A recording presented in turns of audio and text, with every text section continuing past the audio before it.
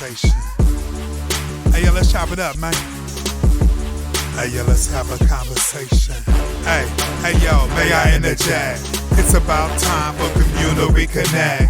Power of the we in some type of context. Working on the us so we can hit up what's next. It's that grown brother, grown sister type of flex. More like soul check, not just collecting checks. Fact, not feelings is what we got on deck. Take the high road, so this here is high tech. Getting to the real, everything that we hitting on. Pull up or sit down, tell me what you sipping on. Reclaiming kinghood, that is what we getting on. Real headlines is what we spitting on. So, hey now, yo, let's have a conversation. Maybe take a sec to talk on what we facing. Only way to change it.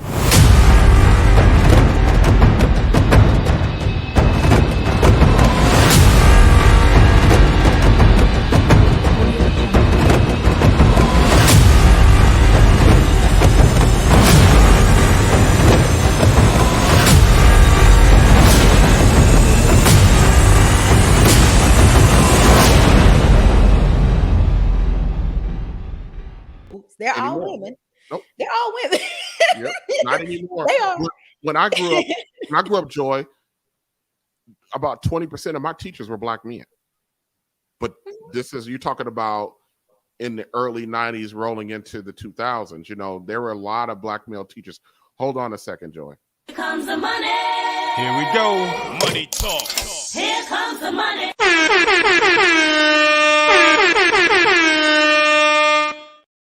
Your crew, y'all have support. Your crew, Joy, my unsolicited podcast crew have come through strong tonight. Square Biz, who's also one of the co-facilitators of the My Unsolicited podcast, dropped in with the $20. Humans are risky. Yes, I know we said that like a while back, but we got into the conversation, but I didn't want to let anything go. I want to bring up Uncle June, because he's in the back, and I want to get his opinion on this. Hello there, Uncle June. What's good, man? How you doing? I'm doing good. How are you? I'm doing well. Joy, how are you? I'm good, doctor. I ain't no doctor. I saw you. You said you're a PhD. No, I was just saying that for you. That's When you got your masters. I was joking. Okay. I was joking. I was just kidding. But yeah, I got a master's too. But here's the thing, and I'm going to kind of bring you back to what Joy says. Ambition. How do you expect a man who's content or satisfied or his life purpose to be an educator or to be a firefighter or go into the military? That how does that translate into him not being ambitious? It doesn't. I didn't say that. But you said if he doesn't, he needs to have more ambition. What if that's where he wants to be? No. I didn't say that. Okay. What I'm saying is that you can tell a lot about a person by the profession they choose. There's a lot of investment in time, energy, and resources in school that goes into being an educator. There's nothing wrong with that.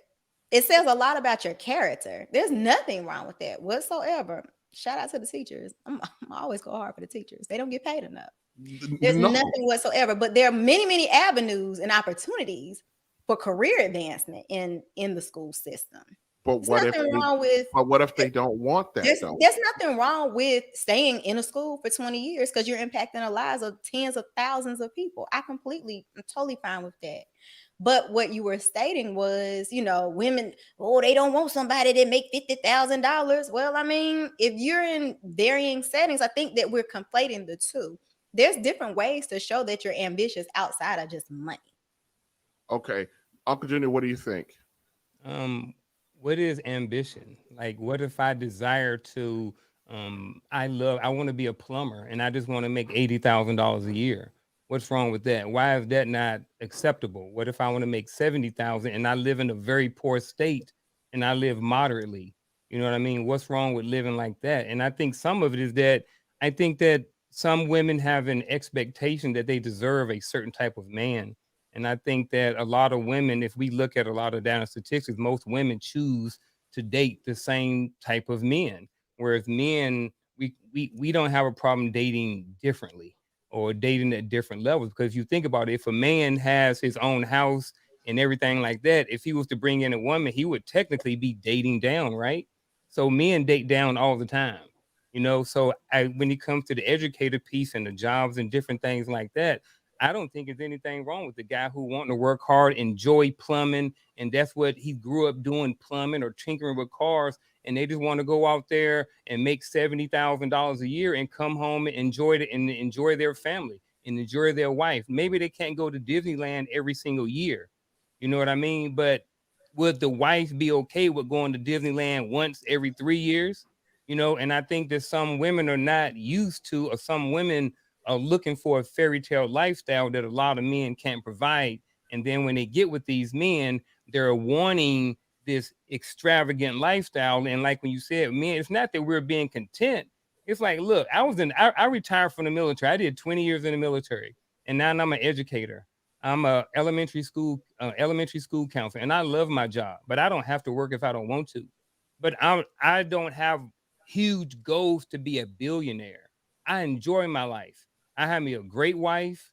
You know what I mean? My sons are grown. They're almost out of the house, different things like that. I'm enjoying myself.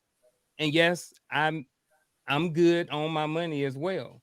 So with having money and resources, it does allow you the flexibility and some time to chill and relax and pay everything off and do different things like that. But I just think part of it is just that some women, not all women, they have an expectation that men should be providing up here, when sometimes right here is really good enough. Because if I'm making 70 and you bring in your 40, we good. But here's the thing, Uncle Junior. Here's the thing. They don't believe. Maybe I shouldn't say. I'm gonna say it like that. Isn't that joy? Our women view their money as their money. And a lot of them do. And in my house, that's how it is. Like, my wife don't work. My wife don't have to work, but my wife gets a check from, my wife was in the military, and she has a disability check. I don't touch her check. I don't care about it. I don't need it. You know what I mean? Yep. She paid the Hulu bill and the cable. I pay everything else. I don't want her to pay nothing else. I take pride in being a provider male, and that's what I want to do. And I don't want my wife to pay for nothing. And a lot of women, I think you guys misunderstand. Most of us guys don't listen. I always tell people, like, I can assimilate a woman into my house tomorrow. Her coming into my home does not change my bills on that much of it, because it's already taken care of. But the thing is, back to the young lady at the job, when we're talking about the resources, and I told her, I said, for me, I don't know if this, for me, any money that comes into that house don't belong to the individuals. It belongs to the house. That ain't your money. That belongs to the house. But a lot of our women feel, because they've earned it, that it's theirs. And if you're married, in my opinion, that is not none of your, that money belongs to the house. It belongs to the institution. It belongs to the business. The business is the marriage, is the family. That's who the money belongs to. You ain't gonna get no pushback from me. I'm just saying. No, I don't have a requirement. You know, if I had a woman, I do well. I work hard. You know what I mean? I work in, you know, I work hard, you know, and I don't mind putting in the work, and then I do my other things. I have my ambitions. I guess for me, they're like, you know, the things that I like to do outside of my job. And if I can monetize those things, great. You know, but a lot of times when I talk about being too hard, our women that are always looking, you know, always want ambition and the next thing, that it gives the impression that you're never satisfied, that your appetite is insatiable. You know, it's like for a lot of men, we get to the point where we're just cool. We want to build so we can be on cruise control. And you guys a lot of times can't deal with cruise control. Well, get somebody that does. What woman do? That's easy. Find somebody to match your energy. Match your energy. Find somebody it's fine. If that is the goal, if that is that individual's desire, get somebody that's gonna match up with that, and then everything will be fine. But in our current market, I don't know where in our current market with our women that there are women out there like that. It's always about the come up. Again, I just don't see where they're I'm out not here there to in speak that. on behalf of anyone. I can I only know. talk about my life experiences. Mhm. That's it. I can only talk about my life experiences. Me. I think TJ got a point. I think if we look at social media, that is kind of sort of the narrative. That's exactly where y'all getting this nonsense from. Is social media. Get off the internet. Nonsense. I'm and getting get into real life. I'm getting That's it from exactly the what I was thinking. You guys, not you guys, but a Yeah. lot of people are referencing viral moments that we see on the Shade Room. 80% of it's the 80-20 rule. 80% of the things that you're saying is coming from 20% of the people. I don't know these people. I don't know none of them. I didn't go to college with them. They're not my neighbors. They don't work at my job. I don't interact with any of what some of the things are that I hear. Does it exist? Yeah, I guess so. Sure, whatever. But and I'm telling you, as a man that is out here, and I tell you, I have a lot of conversations. And yes, it's not like I'm having conversations with millions and millions and millions of Black women. I'm not. But the volume of women that I talked, and it's getting to the point now at the job where it's becoming because I work in healthcare. These ladies seek me out because they hear about my perspective and they get kind of like, what? And they want to get direct knowledge or so. I hear this perspective regularly and it's normally, I don't hear it a lot from, I would say, the Gen Z, and not totally a lot from the millennials, but that late Gen X, early Gen Y, we're talking the 35 to 45-year-old group, which is where I fit. You know what I mean? It's strong with them. It's very, very, very strong with them, and that, but they have the least amount of outcomes. They're talking about, like the young lady I was talking about. She's a good looking woman. She doesn't have any children. There's no reason for this woman to not, unless there's like a behavior issue with her, or should not have or be able to obtain what she wants to obtain. But if her mindset is, mine is mine and what's his is mine too, and then he got to do this for me, and not really talking in terms of what she wants as a unit moving forward, we're here to be of service. We're not here to be your servant. We're supposed to be of service with one another. And our roles are, this is what I told her too. I said, our roles are different. Why do you have a problem with your role? We all got roles and jobs to do, even at work, within the confines of the family. Why do you want your job, your role, and mine too? That equals failure to me.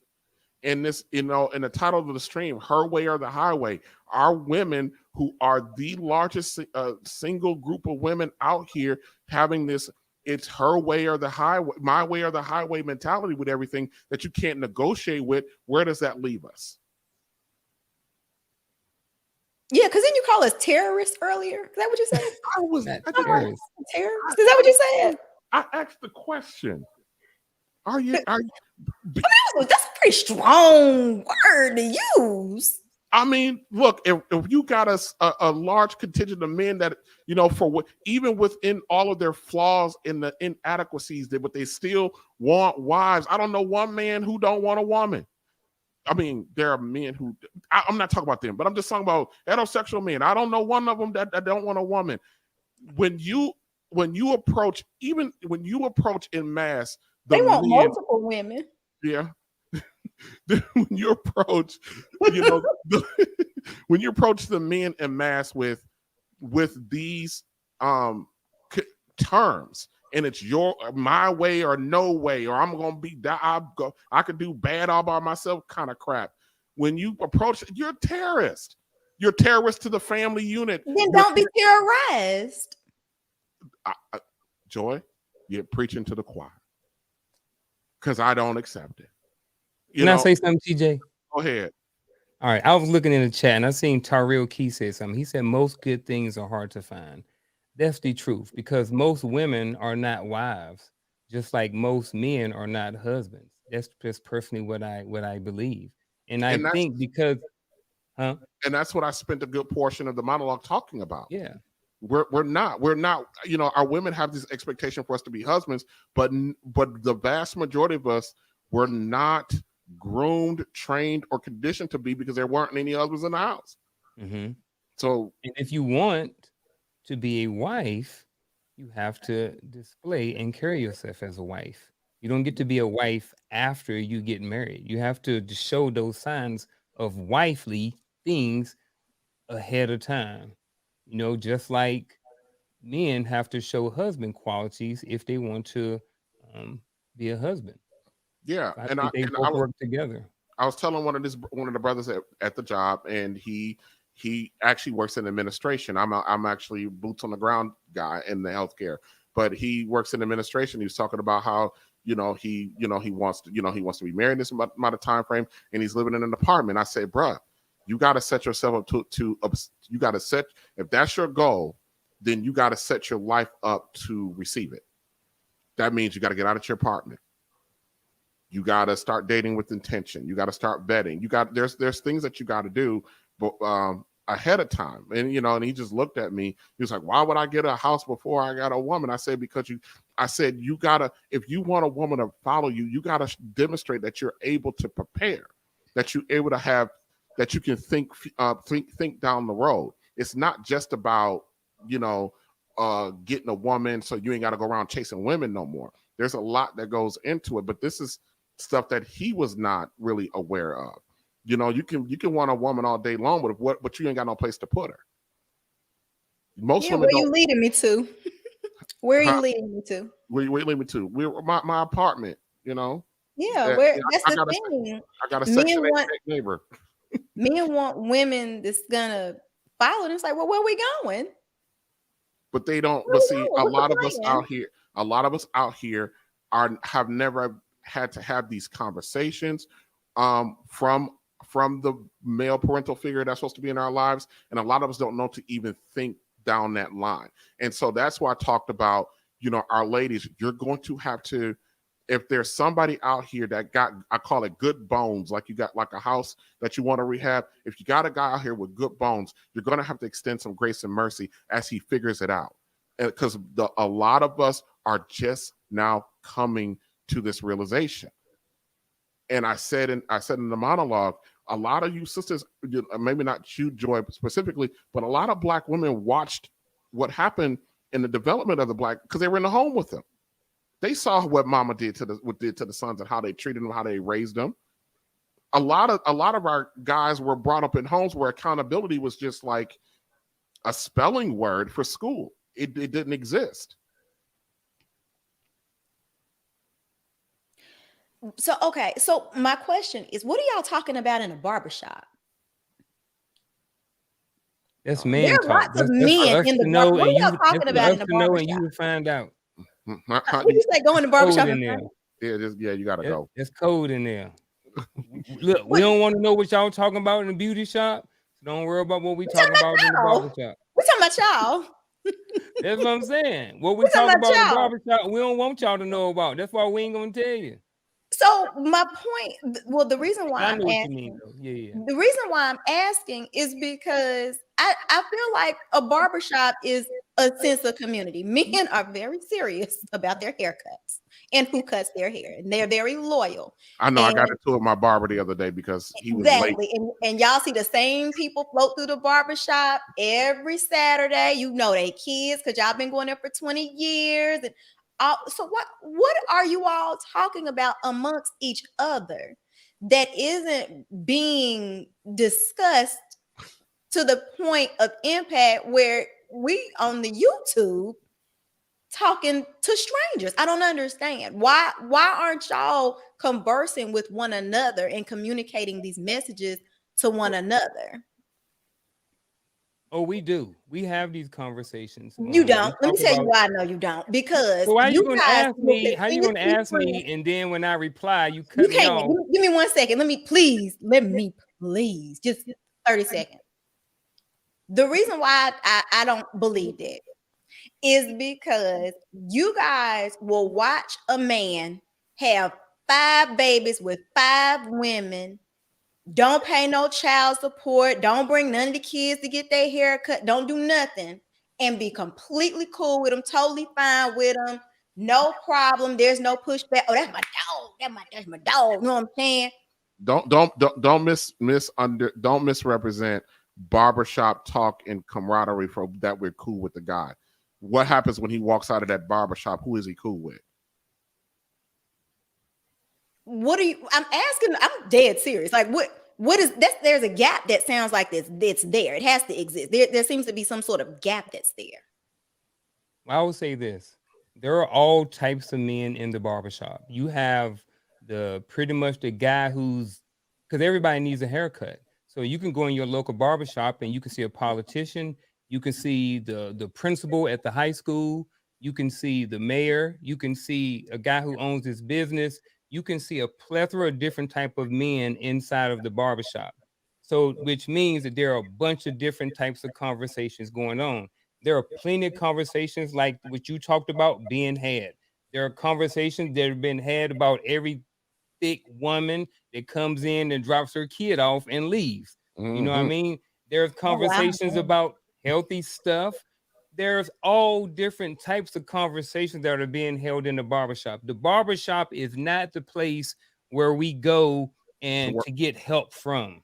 You know what I mean? That's where we go to get support and get our haircut and talk about the games. So yes, even though there are some conversations being had about the guy with 5 kids and 5 baby mamas and different things like that, we dudes who have their stuff together, they don't necessarily, not that they don't associate with them, but it's not their call to dictate how a man should be living his life. What I try to do is I just try to model, and then I'm on here trying to talk and help and have conversations. So that's my way of giving back and help.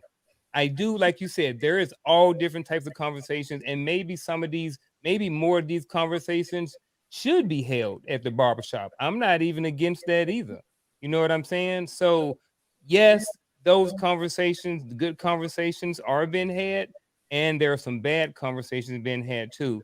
And there's also a bunch of different types of men who go to the barbershop. So you could be talking about football one minute, and the next minute you talking about somebody that just came into the barbershop that's real thick. You know what I'm saying? So it is what it is. Yeah. Real quick, I want to clarify for Ty Square Biz. She goes, I thought there wasn't an incentive to buy a home when you're single. There isn't. What I mean by that is when men are just single and there's no prospects of becoming a husband or having a family, there is no incentive to buy a house. But the moment the man decides that he wants a wife, that's one of the things that he's going to have to do, that I think he should do, is move to make sure that he have a place to put her. Now, yes, he's going to run it. Now, in today's world, he's going to run into a contingent of women who already have their home. And remember what I said earlier, I do not believe a man should move into a woman's house. I don't care. Even if you get married to that woman, don't move into, that's her house. You move her into your home. And then y'all got to figure out what to do with hers, whether it be sell it, Airbnb it, or let her mama move into it. But that's my stance on that. I kind of want to move forward because I normally get off around this time, but I got another guest in the back I want to bring up, but I want to talk about one more thing specifically about her way or the highway and this issue around settling. This is why I started out with the whole terroristic thing, that our women, it's when you ask them about the term settling, we don't ask them about settling. When we talk about realigning their standards, they say, why do I want to settle? And I say, well, because why is the word settling such a dirty word to our women? I mean, I guess you can ask, why is the partnership a dirty word to us? But why is settling such a dirty word to our women? I always feel like everybody settles. So what does that actually mean?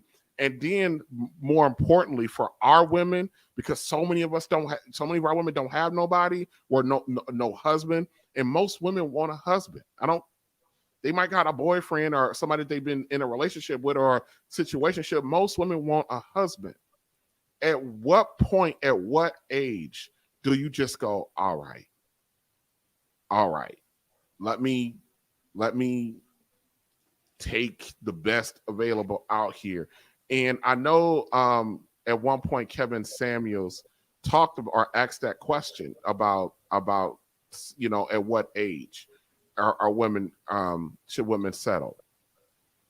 And I found a clip. I'm going to play the clip, and then Ms. Kendra, I'm going to bring you up. I found a clip of a lady who's a judge. She's 65 years old, and she's running for office. And she's talking about, she's having a conversation with herself about if she should settle or not. So I'm going to play this real quick, and I want you guys to come back and get your feedback. Hold on, let me, Square Biz, let me get your comment off the screen. Where is it? There we go. All right, here we go. So the question is, when do you settle? When do you compromise? Or do you at all? As for me, I've been single a pretty long time. Never thought it would be this long. I have to admit, when I got divorced a long time ago, I was a little arrogant. I was in my mid-30s, and I knew I was a good catch. Good woman, educated, great career, amazing mom, and I was a great wife. Cook, clean, do all that. So I kind of was a little arrogant and thought, oh, it's no problem. I'm going to be married in 2 to 3 years. Well, it's been a long, long time. And honestly, not even gotten close. And so sometimes, like a lot of women in my situation that I've talked to, that you ask yourself, well, when do you give up? When do you give up on finding the one? Or do you? As for me, I go back and forth. Sometimes I go, well, I just need to be with Mr. Right Now. Doesn't give me butterflies, but he's a good man. He's nice. He likes me. Don't have much in common, but he calls, so I talk to him. Or sometimes you've got the one that gives you butterflies, but he's unreliable and not dependable. He's broke. You got to take him out to dinner. We've all done that. Those are never sustaining long-term relationships. So the question is, do you compromise? Well, where I am right now today, I'm going to say no. I'm not going to compromise. I'm waiting. I'm going to stay optimistic. It gets hard staying optimistic this long, but I'm going to stay optimistic. Now, tomorrow, I don't know. Might settle. Just keeping it real. I'm gonna mute my mic. Oh my God. Oh, so you want me to answer? Is that me? Was that my cue? He said I'm gonna sit back and listen. Is that what that was? Hey, she talking about women. I don't know when women should throw in the towel. I mean, okay. Why would a man want to be settled for? That's like getting picked last. Miss Kendra, can you please unmute? First of all, yes. Men. I mean, Miss Kendra was on a stream with me about a month or so ago, and we talked about this a little bit. But when I found this, this lady who's 65 years old, who's divorced her husband 1,800 years ago, and she's still talking about she don't want to settle. How are we supposed to move forward when we have women of that age and that generation still talking about I'm hopeful? At what point here's what men do. Typically, we pick from the best of what's around us. We don't worry so much about what's in our list or our imagination or our ideal. We look at the pool of women around us, and we'll choose from that pool of women the best we can get from that pool of women. This woman is in her 60s, and we have 75% of our women in our culture that are unmarried. And I don't know how many specifically talk about that they don't want to settle, but that is a reoccurring theme. At what point, if you want somebody before you check out of here, at what point do you just go, okay, maybe I knock a couple things off of my non-negotiables list? Miss Kendra, at what point? This woman's 65 years old.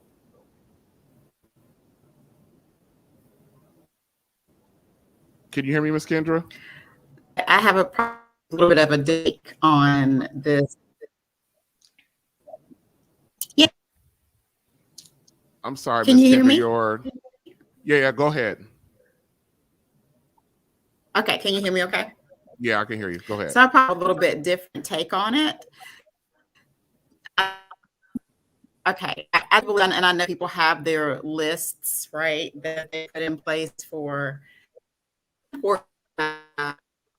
your Miss and Kendra, know what for you in a relationship. But I also believe that it's important to have a strong foundation before I on a Miss Kendra, you're still breaking up. Turn your cam off and see if that fixes it a little bit. Can you not hear me? We can hear you, but you're breaking up real bad. Turn your cam off and see if that helps a little bit. Okay, go ahead and try. Okay, is that better? Yes. Is that better? Now. Can you hear me? Yeah. Yeah. You guys, that's not working, is it? I don't. Yeah. I was saying that I probably have a little bit different. Okay. I think you're going to go out and come back. Yeah. Go out and come back. I think your reception is just really, really bad. I'll just add, let me see. Phil, we got another person in the background. Philly, are you there? Okay. Philly, go ahead and cam up if you're there. We got Philly in the background. Okay, she's not there. All right, Joe, I'm going to ask you.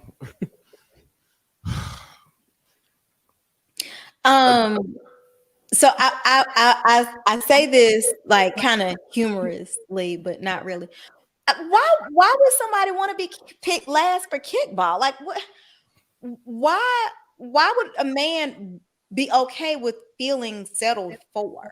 That's something that I don't quite understand. And then the other part of that is, and again, I can only speak for myself. I haven't really been checking for any dudes. I've been checking for myself. I've been trying to build myself up because, as we spoke about a little bit earlier, human beings are hugely unreliable. What can I do to be able to rely on myself and provide for myself?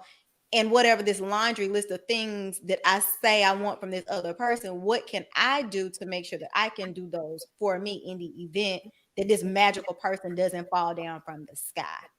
I think that when we get into these conversations, we're too focused on the other person and not focused enough on ourselves. But what are you? Okay, so if you're, and I think the question that used to be asked all the time is a perfect question: is do we understand what the other person want from us? What do they like? So if you're out here working on yourself, but you want a guy, what does that guy want from you? Is anything that you're working on is what he wants? I don't know. I haven't met this magical man. I can't answer that. I don't know. I can't answer that. I don't have an answer to that question. Now I can say some of the things that I've heard other women say on these YouTube platforms, that they're dedicating their entire lives to some man that hasn't come yet or may never come. I mean, and conforming themselves to that. If that is the lifestyle and the life that particular woman wants, then by all means, go out. I don't understand what y'all actually mean by settling. You know, you not getting everything on your list that means you're settling. I don't understand that, and I don't think men really. I don't either. I don't think really men think in terms of I'm being picked last. You know, I don't think that's how we approach it. You know, we don't really look at y'all when we're looking for a woman or going after a woman. We're not, and she agrees to be with us. We're not looking at it in terms of we're being settled for. We don't look. I don't think we really look at it that way. Being settled for is if she don't really like you and she let you take her out to eat just because she's hungry. We gotta shoot our shot. We are the optimists. We are the hunters. We gotta shoot our shot. And the thing about what men know, the one thing we do know about women is that, you know, a no or a not liking today doesn't mean that she's not gonna like me tomorrow. That's very likely that she won't like you tomorrow. But that's not been the majority of our experiences. You know, we will pursue until we wear you down. How many times have you heard that story? But that would imply that she has some sort of like or some sort of something, some sort of affection towards you. If she's completely not attracted to, I mean, a woman knows if she's going to have sex with you when you meet. You can't. I dig that. Like, that's. I mean, and again, I'm speaking for myself. I cannot speak for other people. If I don't see you like that, I don't see you like that, and I'm not going to entertain you in that way. Because that's a very dangerous game that women play. And it's played every day. It's being played right now over at freaking Nobu right now. Some dude over there spending his money for a chick that ain't got zero interest in him because he think he's going to get somebody. It is what it is. Yeah, and it's part of the game. So I don't think we, you know, Uncle Junior, you can. I don't think we think like that we're being picked last or being settled for. No, because care. I tell you right now, you could ask it's 1,400 people in this chat. Let's say half of them are men. You have 700 men right now. If Beyonce left Jay-Z right now with their mind being second, most of them be like, nah, they jump right on in there. No, yeah. no question. It's a come up for him, but it's a that's why he wouldn't mind being picked for her. Well, we're all running behind somebody when we get with somebody. Very true. Now. We're all running behind somebody. Now it's the it just depends on how much you want to run behind, you know. But we all running behind somebody. We're not, you know, none of us are. Most of us are not with the original person we first, you know, fell in love with or laid up with for the first time. No, almost none of us are with that person. So we're all, to me, you know, maybe I'm a little bit wrong in this statement, a little bit off, but if you're not with the first person that you laid up with, that you fell in love with, then everything else after that is a settle. But that settle was not my word. Settle is the word that's the lady used. That I didn't use the word. And the word settle has a negative connotation to it. And so if the question is, oh, you gonna wait until you 65 and can't bear kids anymore, and you just gonna get with anybody that's left.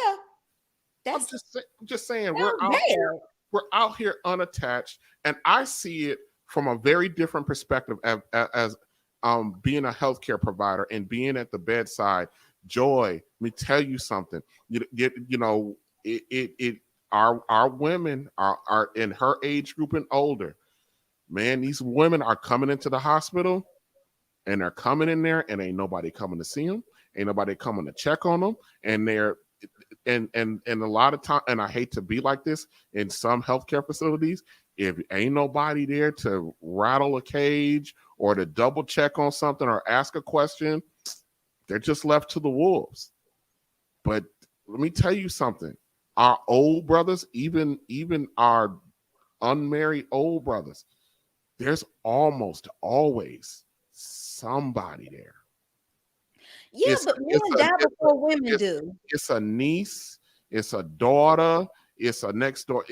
Our sisters are coming into these places, and I have a very protective spirit about when I'm, you know, interacting with our older ladies and they're sick. I go through their charts. I make sure that they're getting what they're getting.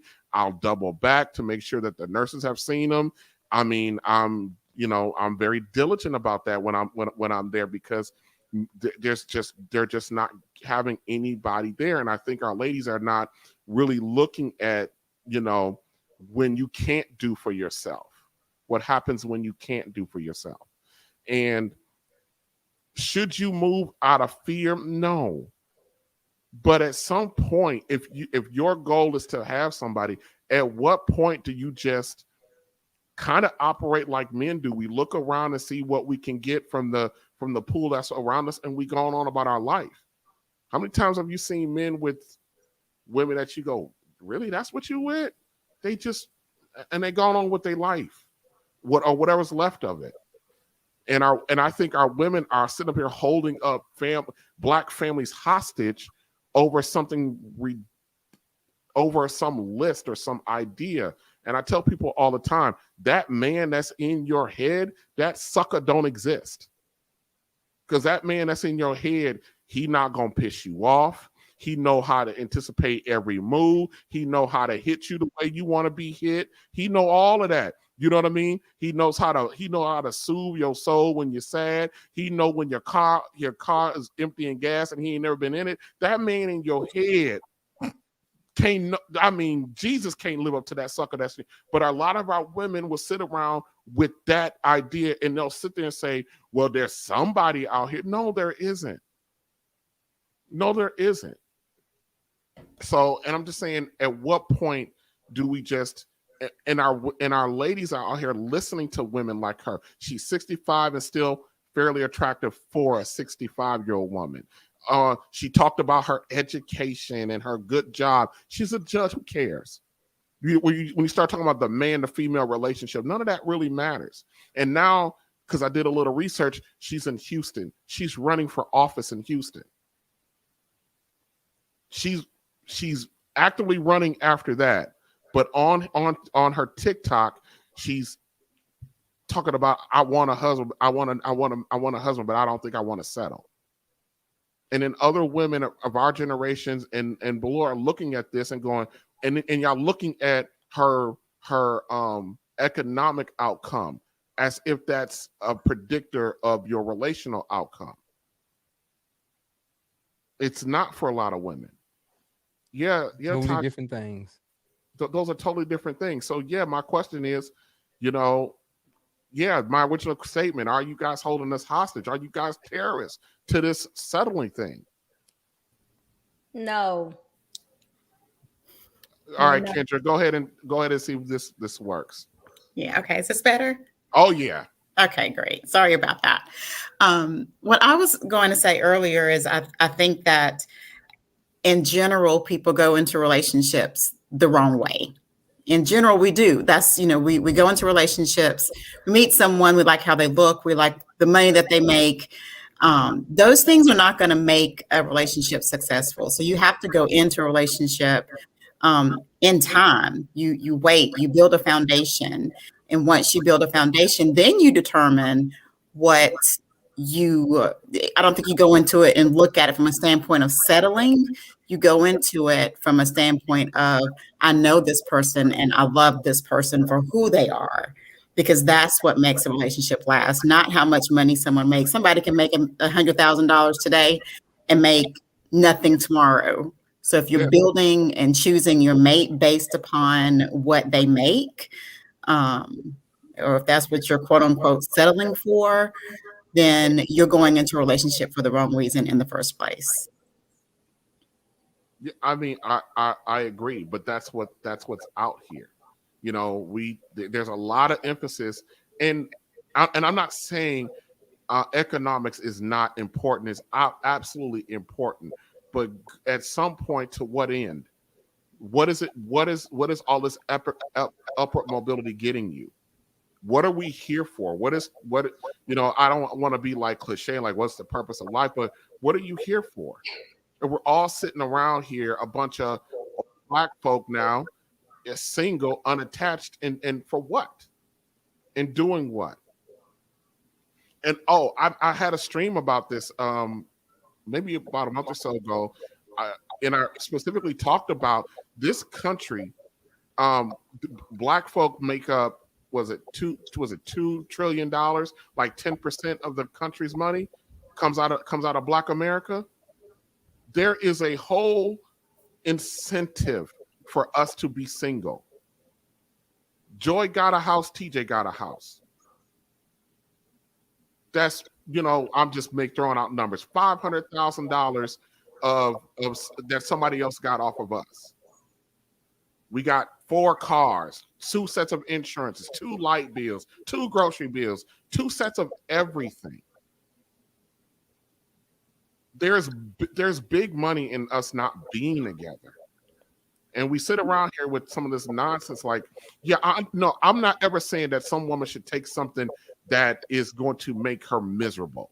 No, I am not ever saying that. I will never ask anyone to do that. But there's got to be some happy medium between the dude that's in your head versus, downright miserable. And when you start looking at our women with children and you start looking at their kid's father, and that joker don't match nothing on the spectrum. Just like the women don't. But there's a difference in the outcome.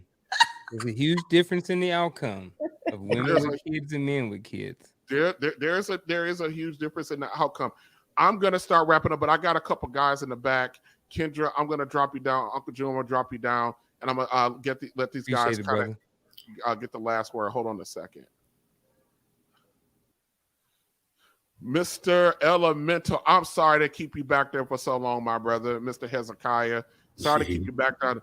What do you guys have to add to the conversation? I know we've been going for a while. I had you guys back there for a while. There are so many interesting perspectives that you brought up. Right. Peace to the queens who came through to share their insight. Peace to the kings who came in. Listen, there are so many things. I mean, really, between the struggle with masculinity, between the education disparity, between knowing what you want before you come into a relationship, and then there's what you were expecting from a relationship that you have no idea of how it's going to pan out, especially when you don't have any template to work off of, right? Most of us are going off of something that we have seen depicted on television that is not real life, right? Most of our parents and grandparents were the last generation of families that stayed together for 10, 20, 30, 40 years, had 10 and 12 children, right? That type of connection, that type of love, it doesn't really exist anymore. I'm not saying love doesn't exist. I'm saying that particular type that we are hoping to say is the traditional family role or structure, that doesn't exist anymore because we are so far removed from why that was created in the first place. Yeah. All right, Mr. Hezekiah, I had to mute you for a second because of You good? I know I was moving in my seat. Yeah. Oh man, it was man. This was a great show tonight. I like to see from a lady's point of view too, thinking about relationships and the part about settling part, and for us men, it's we settle too. We settle in relationships too, but today is like it's so much out there, so much pressure. It's like the lady, like that judge said, she's 65. One day she settled, one day she don't want to be settled. It's just so hard. And then when you don't add God into the equation, that makes it even more harder. You know what I mean? Because back in the day, God was that crutch you had to lean on. Now God ain't even in the relationship. It's all about what can you do for me lately. If you can't do it, I can get the next one to do it, and I'm gonna keep both of y'all hanging on. You see what I'm saying? So now God in the equation to have that equal balance and that yokeness that they're talking about is it's so hard. And I stress it a whole lot. And I see it at the job, at work, and how the females and the men interact with each other. It's always about they want that instant gratification. And they look at me, they're like, why you not? They look at me like, why I'm not like them? Because I've been there. I've did that. I've had my fun and playtime. And all that does is leave you with more hurt, more confusion about who you want to be with or what you want to be out of life.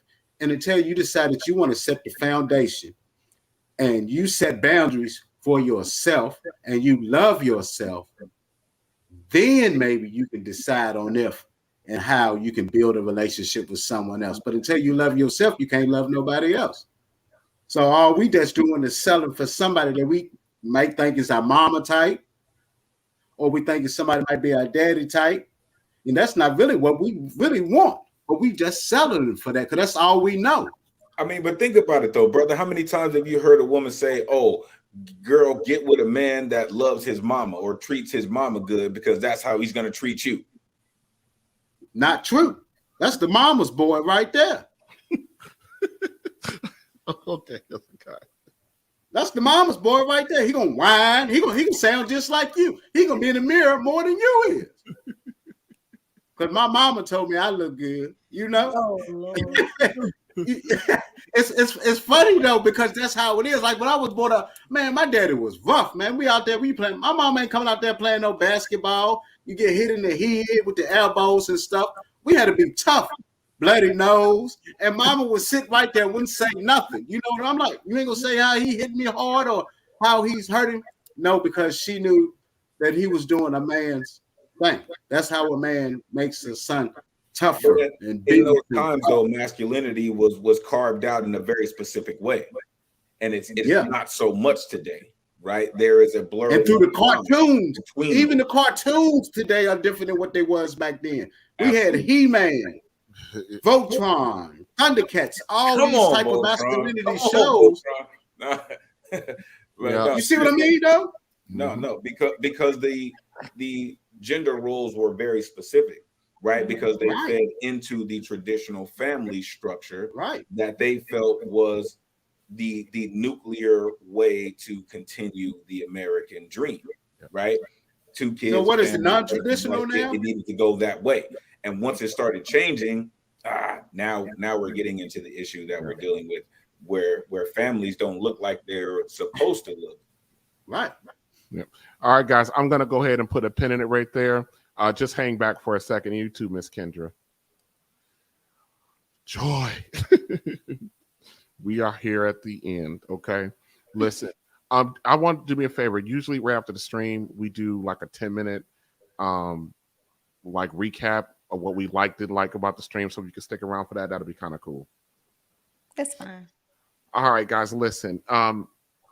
I listened to a guy on Sirius XM named Joe Madison, the Black Eagle. He's a long-term radio host, but an even longer social activist. And he most of the times on this show, he talks a lot of political stuff. He has, it's a caller-driven show.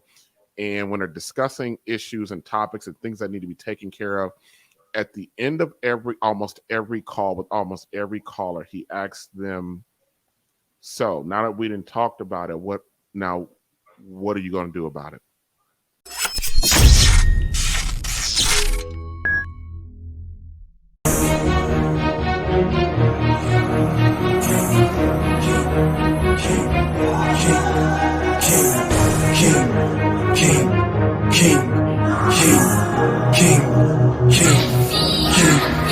I'm a king cause I do what I want and what I need. I don't need you to nobody, I'm busy doing my thing. Mess with me and you could get forgotten, just let it sing.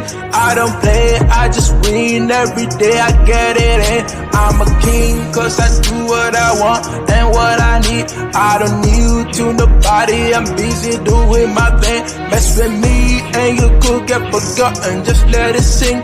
I don't play.